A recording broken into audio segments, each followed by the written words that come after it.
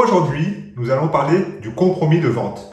Nous allons voir les 3 règles fondamentales avant la signature du compromis, puis 5 clauses suspensives qui vont être très importantes lors de la signature de ce fameux compromis de vente.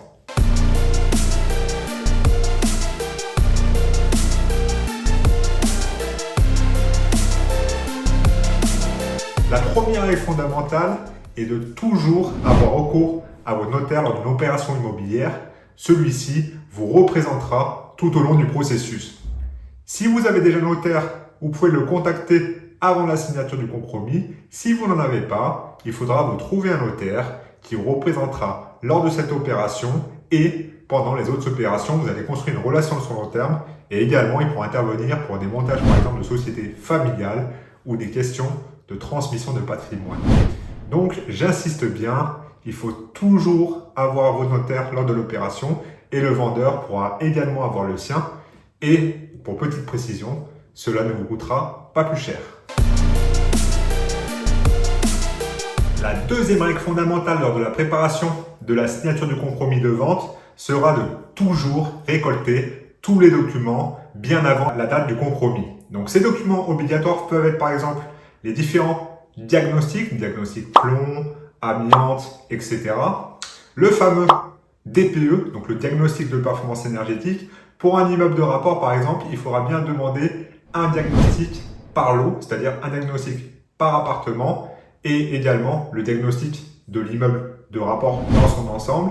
Il pourra aussi y avoir d'autres types de documents. Par exemple, si l'ancien propriétaire a fait des travaux, vous pouvez lui demander le permis de construire et la déclaration en mairie de la finalisation des travaux, ainsi qu'éventuellement d'autres documents qui peuvent être les baux, les documents de taxes foncières, etc. Donc bien récolter tout en amont pour avoir le temps de les analyser et éventuellement faire des allers-retours avec le vendeur. La troisième règle très importante est de négocier toutes les clauses du compromis avant la date de signature. En effet, vous pourrez donc interagir avec votre notaire qui communiquera avec le notaire de votre vendeur pour les informations que vous avez demandées, les négociations et les différents allers-retours. Il faut que tout soit bien clair avant la date de signature du compromis, d'où l'importance de bien récupérer tous les documents bien en amont et d'avoir le temps de négocier et de tout mettre au clair. Le jour de la date du signature du compromis, vous êtes là pour signer le document et vérifier les informations. Vous n'êtes pas là pour discuter ou pour négocier et vous retrouvez en fait sur une forme de fait accompli qui pourrait compliquer un petit peu cette signature. Donc il faut vraiment que tout soit clair en amont et éventuellement déplacer la date de signature du compromis s'il vous manque certains éléments. Nous allons maintenant passer aux 5 clauses les plus importantes lors de la signature du compromis de vente. Donc la première clause sera tout simplement la description détaillée du bien.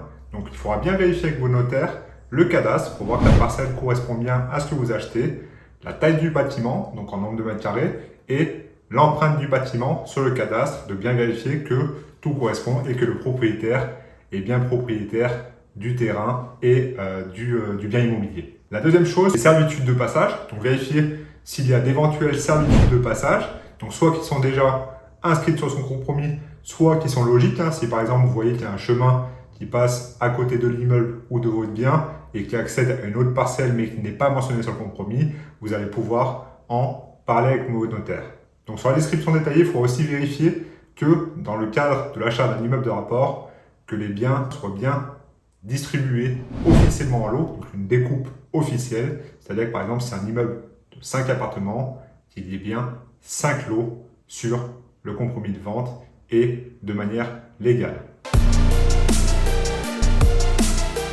La deuxième clause très importante est la clause suspensive d'obtention de crédit. Donc cette clause suspensive d'obtention de crédit doit prendre en compte le prix d'achat du bien, d'une part, et d'autre part les travaux pour avoir le total du montant du crédit demandé.